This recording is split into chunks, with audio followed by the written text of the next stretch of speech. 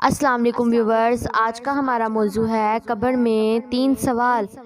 قبر میں منکر نکیر 3 سوال کرتے ہیں: من ربو کا، تیرا رب کون ہے؟ من نبیو کا، تیرا نبی کون ہے؟ ما دینو کا، تیرا دین کیا ہے؟ بظاہر ان 3 سوالوں کا جواب بڑا مختصر اور آسان ہے، یعنی میرا رب اللہ ہے، میرے نبی حضرت محمد صلی اللہ علیہ وآلہ وسلم ہے اور میرا دین اسلام ہے۔ لیکن حقیقت یہ ہے کہ یہ 3 سوال اس قدر جامع ہیں کہ انسان کی ساری زندگی کا خلاصہ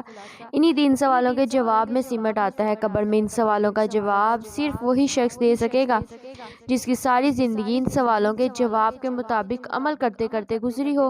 علم و فضل کی بڑائی یا عقل و خرد کی برتری انسان کے کسی کام نہیں آئے گی۔ حقیقت یہ ہے کہ موت کا وقت انسان کی ساری زندگی کا خاص لمحہ ہوتا ہے۔ مرتے وقت لا الہ الا اللہ صرف اسی خوش نصیب کی زبان سے نکلتا ہے جس نے عمر بھر خلوص دل سے لا الہ الا اللہ کے تقاضوں کو پورا کیا ہو۔ یہی معاملہ قبر میں سوالوں کے جواب کا ہے۔ قبر میں بھی مذکورہ سوالوں کے صحیح جواب وہی دے پائے گا جس نے اپنی ساری زندگی ان سوالوں کے جواب کے مطابق بسر کی ہوگی۔ من ربو کا کے جواب میں اشہد ان لا الہ الا اللہ اس شخص کی زبان سے نکلے گا جس نے ساری زندگی واقعی اللہ کو اپنا اعلیٰ اور معبود بنایا، صرف ایک اللہ ہی سے اپنی لو لگائی رکھی، ایک اللہ ہی کو اپنا داتا اور حاجت روا سمجھا، ایک اللہ ہی کو اپنا غوث اور مشکل کشا سمجھا، ایک اللہ ہی کو اپنی قسمت، اپنی زندگی اور اپنی موت کا مالک سمجھا، اسی کے نام کی نظر و نیاز دی، اسی کے نام کی نماز پڑھی اور اسی کے نام کا روزہ رکھا، اسی کے نام کا صدقہ و خیرات دیا، صرف اسی کا خوف دل میں رکھا، لیکن جس نے اللہ کے ساتھ دوسروں کو بھی اپنی قسمت، زندگی اور موت کے معاملات میں شریک سمجھا، اللہ کے ساتھ دوسروں کو اپنا داتا اور حاجت روا مانا، اس شخص کو نام صدقہ اور زبان سے لا الہ الا اللہ کیسے نکلے گا؟ ایسا ہی معاملہ دوسرے سوال کا ہوگا: من نبیو کا جواب ویسے تو بہت مختصر اور آسان ہے، یعنی اشہد ان محمدً عبدہ و رسولہ، لیکن اس کا مختصر اور آسان جواب کا تعلق بھی انسان کی ساری عملی زندگی کے ساتھ ہے۔ جس شخص نے نماز، روزہ، صدقہ اور خیرات سے لے کر اٹھنے بیٹھنے، سونے جاگنے اور کھانے پینے تک، تجارتی لین دین سے لے کر شادی بیاہ اور مرنے جینے تک سارے معاملات میں صرف رسول اللہ کے طریقے کی پیروی اور اتباع کی ہوگی، انہیں اپنا رہنما اور رہبر مانا ہوگا، انہیں اپنا امام مانا ہوگا، انہی کی ذات کو نمونہ بنایا ہوگا، انہی کو اپنے ماں باپ، اہل و عیال اور دیگر تمام شخصیتوں سے بڑھ کر محبوب جانا ہوگا، اسی کی زبان سے اس سوال کا صحیح جواب نکلے گا جس نے قدم قدم پر آپ کی احادیث کے مقابلے میں اپنے ائمہ کے قول کو ترجیح دی، آپ کے ارشادات کے مقابلے میں اور اپنے پیر و مرشد کو ترجیح دی۔ ان کے منہ سے اس طرح کے سوال کا جواب نہیں نکلے گا۔ تیسرا سوال دین کے بارے میں ہے: ما دینو کا، یعنی تیرا دین کون سا ہے؟ یاد رہے عربی زبان میں دین کا لفظ بڑا وسیع مفہوم رکھتا ہے۔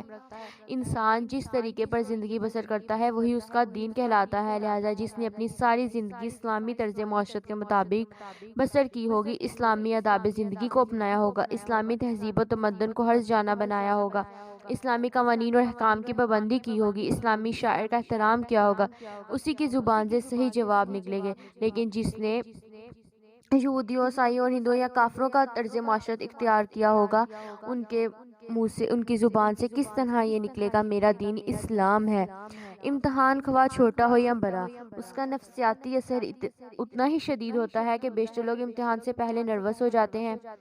جو لوگ کمرہ امتحان میں تیاری کے بغیر آتے ہیں ان کی تو بات چھوڑ دو، لیکن جو لوگ سال بھر محنت کرتے ہیں بعض اوقات وہ بھی نروس ہو جاتے ہیں، اچھے بھلے یاد کیے ہوئے سوال بھول جاتے ہیں۔ اسی طرح آخرت کا معاملہ ہے۔ لمحہ بھر کے لیے تصور کیجئے کہ قبر کی تاریکی اور تنہائی، غیر انسانی مخلوقاتوں میں لوہے کے گڑھ، زندگی میں پہلی بار آمنا سامنا،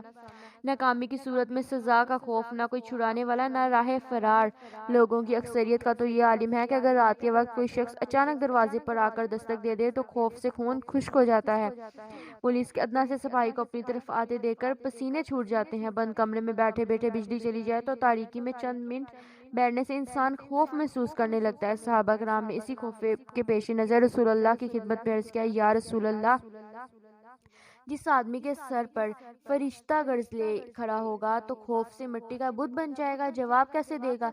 آپ صلی اللہ علیہ وآلہ وسلم نے ارشاد فرمایا، اللہ تعالیٰ ایماندار لوگوں کو کلمہ توحید کی برکت سے دنیا اور آخرت کی زندگی یعنی قبر میں ثابت قدم رکھے گا۔ حضرت عائشہ نے بھی رسول اللہ صلی اللہ علیہ وآلہ وسلم کی خدمت میں ایسے ہی خوف کا اظہار کیا، یا رسول اللہ میں تو ایک کمزور عورت ہوں، قبر میں میرا کیا حال ہوگا؟ آپ نے انہیں بھی یہی بات ارشاد فرمائی، اللہ تعالیٰ اہل ایمان کو کلمہ توحید کی برکت سے قبر کے سوال و جواب میں ثابت قدم رکھے گا۔ بعض دوسرے صحابہ کرام کے سوالوں کے جواب میں بھی آپ نے یہی بات دہرائی، جس سے درجہ ذیل دو باتیں معلوم ہوتی ہیں۔ قبر کے امتحان میں کامیابی کے لیے سب سے پہلی اور بنیادی شرط عقیدہ توحید ہے، لہٰذا ہر مسلمان کو اپنے عقیدہ شرک اکبر یا شرک اصغر سے پاک و صاف کرنا چاہیے اور پھر اسی پر اپنی زندگی کے سارے اعمال کی بنیاد رکھنی چاہیے۔ آپ صلی اللہ علیہ وآلہ وسلم کے ارشاد مبارک سے دوسری بات یہ معلوم ہوتی ہے کہ عقیدہ توحید پر عمل پیرا ہونے کے باوجود قبر کے امتحان میں ثبات صرف اللہ کے فضل و کرم سے ہی حاصل ہوگا، لہٰذا اپنے عقائد اور اعمال کی اصلاح کے بعد اللہ کے حضور دست بستہ اس کے رحم کی بھیک طلب کرنی چاہیے۔ اے ہمارے رب، ہم نے اپنے آپ پر ظلم کیا، اگر تو نے ہمیں معاف نہ فرمایا تو ہم پر رحم نہ کیا تو ہم یقیناً خسارہ پانے والوں میں سے ہو جائیں گے۔ مذکورہ بالا دونوں باتوں پر عمل کرنے سے امید ہے اللہ سبحانہ و تعالیٰ اپنی ضعیف و ناتوہ اور گناہ گار بندوں پر ضرور رحم فرمائیں گے اور ہمیں قبر کے عذاب سے محفوظ رکھیں گے اور ہمارے لیے آسانیاں پیدا کریں گے۔ اگر آپ کو یہ ویڈیو اچھی لگی تو لائک کریں، شیئر کریں، کمنٹ کریں اور اس طرح کی مزید اچھی اسلامک ویڈیوز دیکھنے کے لیے چینل کو سبسکرائب کریں۔ شکریہ۔